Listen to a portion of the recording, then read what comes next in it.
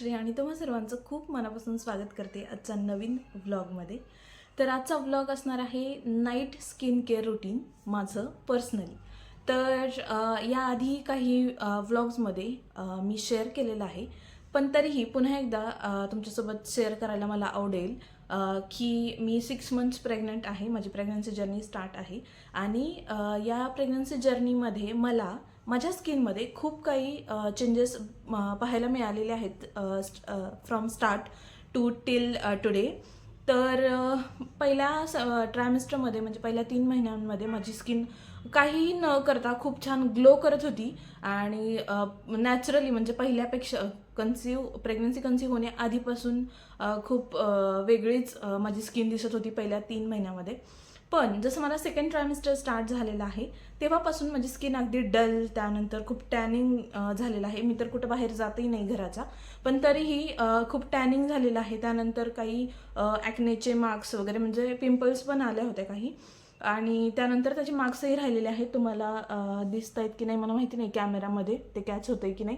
So बरेच पिंपलचे marks वगैरे, काळे डाग वगैरे राहिलेले आहेत.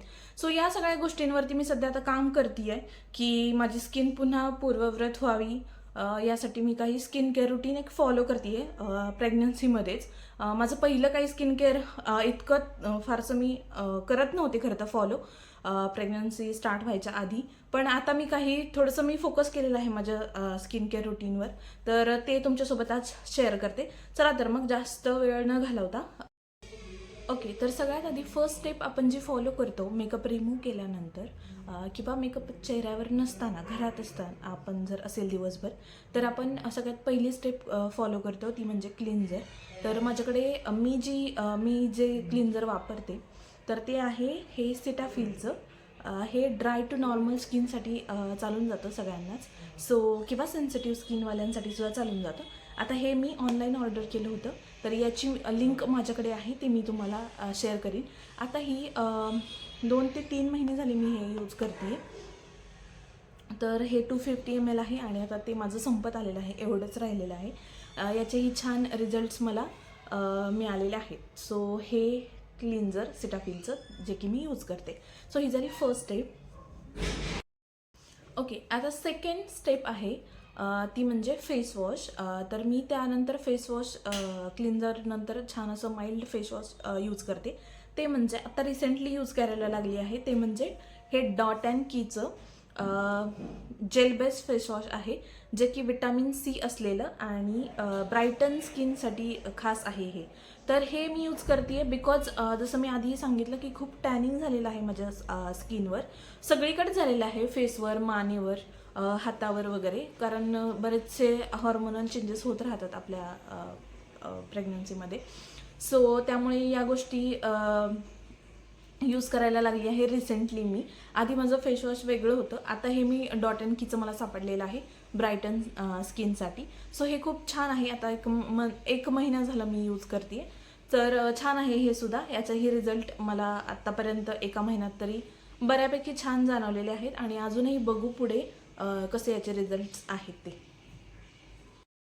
ओके. आता नेक्स्ट जी स्टेप आहे तर नॉट एव्हरी डे मी ती फॉलो करते, पण जसं हे टॅनिंग झालेलं आहे, सो मी स्टार्टिंगला 4th मंथमध्ये मी स्क्रब करत होते बिकॉज मला वाटत होतं की खूप टॅनिंग झालं आहे, डेड स्किन झाली आहे, तर स्क्रब केल्यानंतर थोडंसं फरक जाणवेल म्हणून मी खरं तर प्रेग्नन्सीमध्ये जास्त काही गोष्टी यूज करायच्या नसतात असं डॉक्टर तर सांगतात.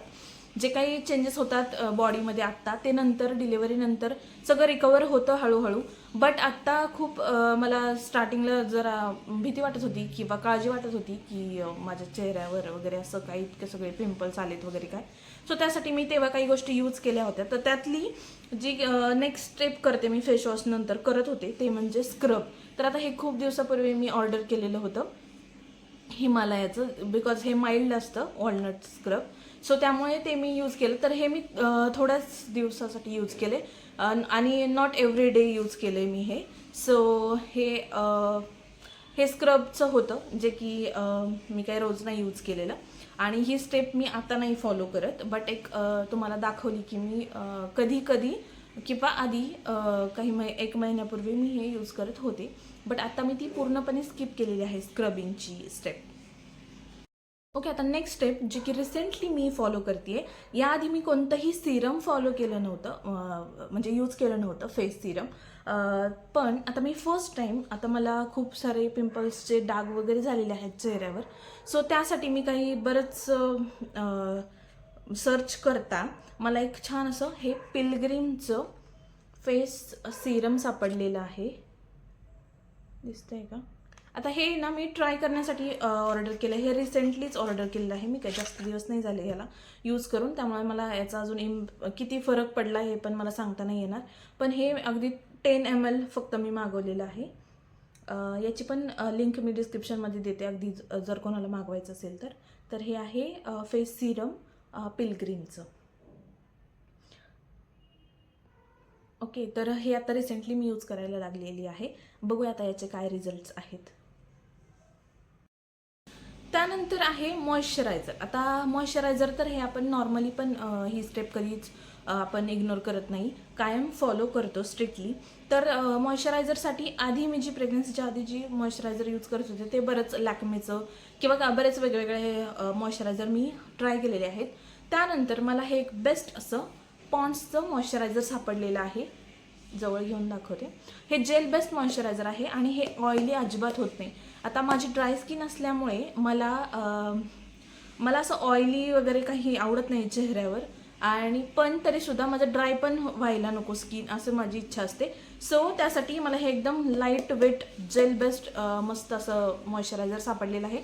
ॲक्च्युली हे मी डीमार्टमधून खरेदी केलेलं आहे, पण हे ऑनलाईनसुद्धा मिळून जाईल. जर मला लिंक मिळाली तर तीही मी तुम्हाला शेअर करेन. जर कोणाला हे प्रोडक्ट्स घ्यायचे असतील तर, जर कोणाचं स्किन माझ्याशी मॅच होत असेल किंवा कोणाची कंडिशन माझ्यासोबत आत्ता मॅच होत असेल किंवा कोणाला जर घ्यायचं असेल ह्यातलं कुठलंसुद्धा एक प्रोडक्ट आवडलं असेल तर तुम्ही ते घेऊ शकता. सो त्यासाठी मी सगळ्या या प्रोडक्ट्सची लिंक डिस्क्रिप्शनमध्ये देते. बट अगेन रिकमेंड मी कोणाला कोणतंही प्रोडक्ट करत नाही आहे. सो जे काही मी यूज करते सो ते दाखवते आहे, जस्ट तुमच्यासोबत शेअर करते. सो हे आहे मॉइश्चरायझर. ओके, आणि आता सगळ्यात लास्ट बट न विसरता येण्यासारखी जी स्टेप्स आहे ती म्हणजे आपले लिप्स. तर आता हिवाळा चालू आहे, खूप थंडी आहे आणि जसे की आपले हात वगैरे फुटत आहेत, म्हणजे उकलत आहेत स्किन, तर आपण हाताला सतत मॉइश्चराईज करून ठेवतो, हाताला, पायाला, चेहऱ्याला. बट आपण लिप्स विसरतो. तर लिप्ससाठी काय दुसरे कोणते लिप बाम वगैरे आधी करायचे मी यूज प्रेग्नन्सीच्या आधी, निवयाचं वगैरे. पण आता मी रिसेंटली जशी मला प्रेग्नन्सी राहिली सो मी ओठाला असं वेगळं काही करत नाही आहे. बट आता हिवाळ्यात आपले ओठ कोरडे पडतात किंवा स्किन अशी पील होते ओठांची, तर त्यासाठी सगळ्यात बेस्ट म्हणजे मी हे वॅसलीन यूज करते. तर ही सिम्पल अशी पेट्रोलियम जेली, जे की ओरिजिनल वॅसलीन असते. सो हे मी डीमार्टमधून घेतले, हे कुठेही मिळेल लोकल स्टोअरमध्ये. तर ते यूज करते बिकॉज त्यामुळे ओठही सॉफ्ट राहतात, फाटत नाही, म्हणजे चिरं वगैरे पडत नाही. आणि मी आता घरात असल्यामुळे मी काही जास्त लिपस्टिक वगैरे नाही लावत किंवा मेकअप नाही करत. आज व्हिडिओसाठी केलेला आहे थोडासा, पण डेली नाही करत. पण त्यामुळे मला हे चालून जातं वॅसलीन. सो हेच लावते मी रात्री झोपताना, दिवसभर काही लावत नाही. तर हे होतं माझं नाईटचं स्किन केअर रुटीन, जे की मी रिसेंटली फॉलो करते आहे बिकॉज माझ्या चेहऱ्यावर खूप टॅनिंग वगैरे झाले म्हणून. तर हे 6 मंथ प्रेग्नन्सीचं स्किन केअर रुटीन होतं, ते मला तुमच्यासोबत शेअर करायचं होतं. मी जे कोणते प्रोडक्ट्स यूज करते सो ते शेअर करायचे होते. मी कोणालाही कोणतेही प्रोडक्ट रिकमेंड करत नाही आहे. आपापल्या स्किन टोननुसार किंवा आपापल्या स्किनच्या टेक्स्चरनुसार, सेन्सिटिव्हिटीनुसार तुम्ही तुमचं प्रोडक्ट्स तुम्ही बाय करू शकता. बट मी माझे प्रोडक्ट्स डिस्क्रिप्शनमध्ये लिंक सगळ्याची देते आहे. जर कोणाला कोणतं घ्यायचं असेल त्यातलं तर तुम्ही ते तिथून बाय करू शकता. सो त्यासाठी तर कशी वाटली व्हिडिओ मला कमेंट्समध्ये नक्की सांगा. आणि माझ्या चॅनलला आत्तापर्यंत सबस्क्राईब केलं नसेल तर नक्की जाऊन सबस्क्राईब करा. चला तर मग भेटू नेक्स्ट व्हिडिओमध्ये. तोपर्यंत बाय, टेक केअर.